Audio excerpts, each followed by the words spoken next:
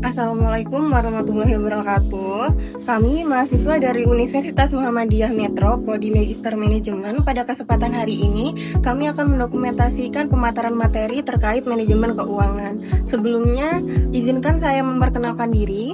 Saya Rohimatul Zahra sebagai moderator dan pemateri 1. Kemudian ada rekan saya, Zahra Qadar Marfianti sebagai pemateri kedua. Kemudian ada Eva Nur Reviana sebagai pemateri ketiga. Dan yang terakhir yaitu Velita Puji Astuti. Pada kesempatan hari ini, kami akan membawakan materi terkait keputusan investasi, pendanaan, dan kebijakan dividen pada perusahaan PT Sido Muncul periode 2021 sampai dengan 2023. Untuk mempersingkat waktu, saya akan membacakan terkait latar belakang mengapa Sido menarik untuk dikaji. Yang pertama, terdapat 3 keputusan keuangan, investasi, pendanaan, dan dividen saling terkait dalam memaksimalkan nilai perusahaan dan kemakmuran pemegang saham. Untuk yang kedua, yaitu terdapat tren pasca pandemi, permintaan jamu dan suplemen melonjak saat COVID-19, namun penjualan dan laba bersih Sido menurun di 2022 sampai dengan 2023. Selanjutnya terdapat dividen tinggi dan konservatif. Sido dikenal dengan dividen tunai sangat tinggi, sementara struktur pendanaan yang minim utang.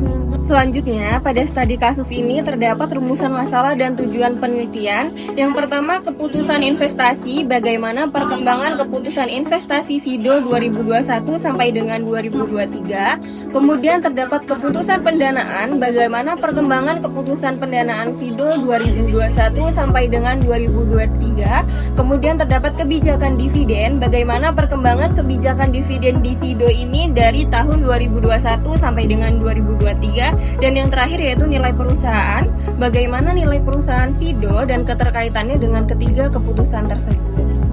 Untuk landasan teori, terdapat signaling teori, yaitu keputusan investasi, pendanaan, dan dividen mengirim sinyal kepada investor tentang prospek perusahaan di masa depan. Kemudian terdapat agensi teori, dividen tinggi mengurangi free cash flow yang beresiko disalahgunakan manajemen. Kemudian terdapat trade-off teori, yaitu utang meningkatkan nilai perusahaan lewat tax sale selama manfaatnya melebihi biaya financial distress. Kemudian terdapat pecking order teori, perusahaan lebih memilih pendanaan internal sebelum utang maupun penerbitan saham baru. Yang terakhir yaitu bird in the hand teori, yaitu investor lebih menyukai kepastian dividen tunai saat ini dibanding potensi capital gain beresiko. Untuk materi yang selanjutnya akan dipaparkan oleh rekan saya. Kepada rekan saya dipersilakan. Selanjutnya ada metodologi penelitian. Penelitian ini menggunakan pendekatan kuantitatif deskriptif dengan studi kasus pada PT Sido Muncul Tbk tahun periode 2021 sampai dengan 2023.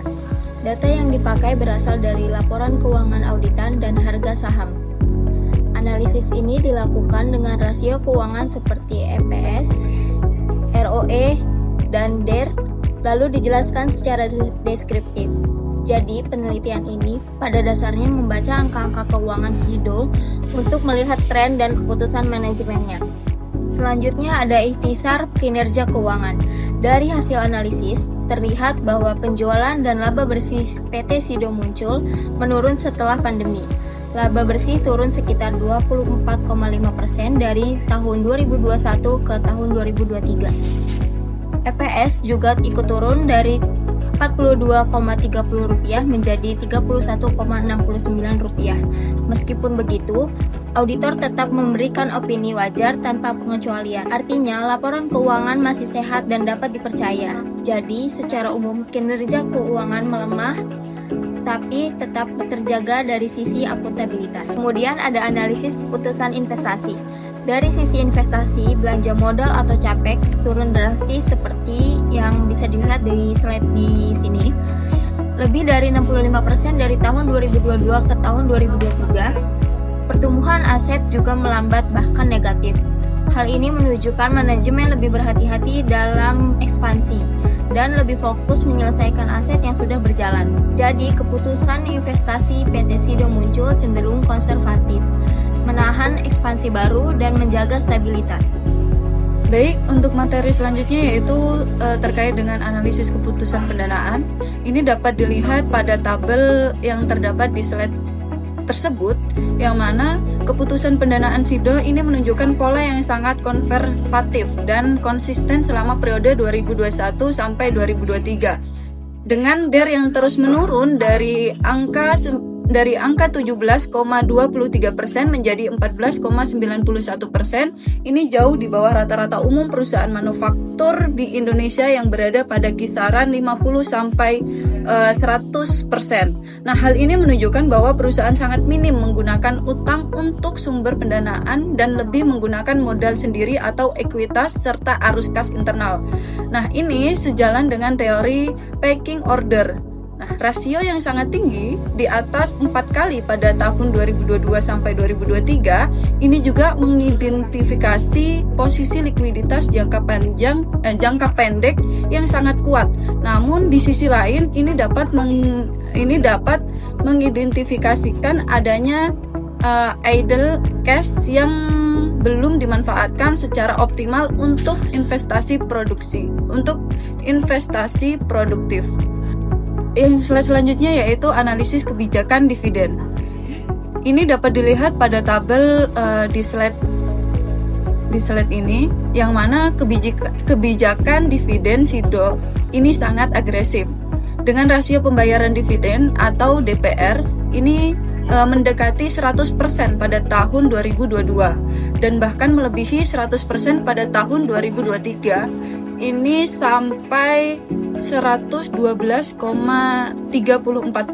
yang berarti perusahaan ini membagikan dividen tunai melebihi laba bersih tahun berjalan dengan memanfaatkan saldo laba ditahan dari tahun-tahun sebelumnya.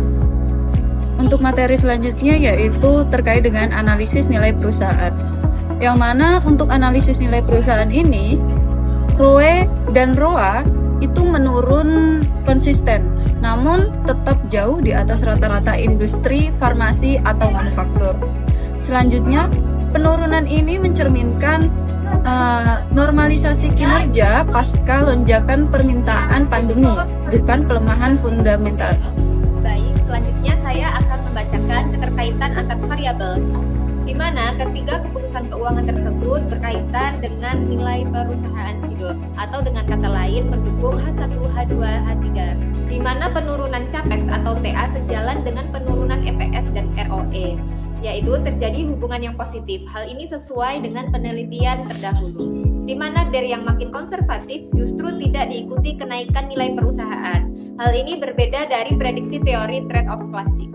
Yang ketiga, kaitannya dividen dengan nilai perusahaan. Kebijakan dividen SIDO yang sangat tinggi, yaitu DPR mendekati dan melebihi 100%, terjadi bersamaan dengan tren penurunan EPS dan keputusan investasi yang melemah, mengidentifikasi adanya trade-off antara pembagian dividen tunai dengan ketersediaan dana internal untuk investasi. Selanjutnya akan disampaikan tentang kesimpulan. Yang pertama, terjadi investasi menurun, bahwa CAPEX atau TA turun dari 2,83% ke 1,02%. Hal ini mencerminkan adanya pertumbuhan aset berbalik negatif di tahun 2023. Yang kedua, perihal pendanaan konservatif, di mana DER turun konsisten 17,23% ke 14,91%. Hal ini mencerminkan adanya dominasi pendanaan internal. Yang ketiga, dividen sangat agresif, bahwasanya DPR melebihi 100% di tahun 2023. Hal ini tentunya menekan kapasitas investasi internal. Selanjutnya, nilai perusahaan yang diproyeksikan dengan EPS, ROE, dan ROA menunjukkan tren penurunan yang konsisten selama 2021 sampai 2023, namun tetap berada pada level profitabilitas yang tinggi dibandingkan rata-rata industri. Sehingga penurunan tersebut lebih mencerminkan normalisasi kinerja pasca pandemi dibandingkan dengan pelemahan fundamental jangka panjang. Kemudian terkait saran, yang pertama saran bagi manajemen SIDO, yaitu pertimbangkan keseimbangan antara dividen agresif dengan kebutuhan dana internal untuk investasi dan ekspansi jangka panjang, yakni sebaiknya mencermati tren penurunan EPS dan laba bersih pasca pandemi sebagai bagian evaluasi risiko di samping rekam jejak dividen yang konsisten tinggi. Yang ketiga, saran bagi peneliti selanjutnya, yakni sebaiknya melengkapi data harga saham presisi dari IDX atau Yahoo Finance, perpanjang periode periode pengamatan dan tambahkan perusahaan pembanding sejenis. Demikianlah yang dapat kami sampaikan terkait dengan pengaruh keputusan investasi, keputusan pendanaan, dan kebijakan dividen terhadap nilai perusahaan pada PT Industri Jamu dan Farmasi Sido Muncul. Terima kasih sudah menyimak video ini. Kami mohon maaf bila ada kalimat atau penyampaian yang kurang berkenan. Kami akhiri. Wassalamualaikum warahmatullahi wabarakatuh.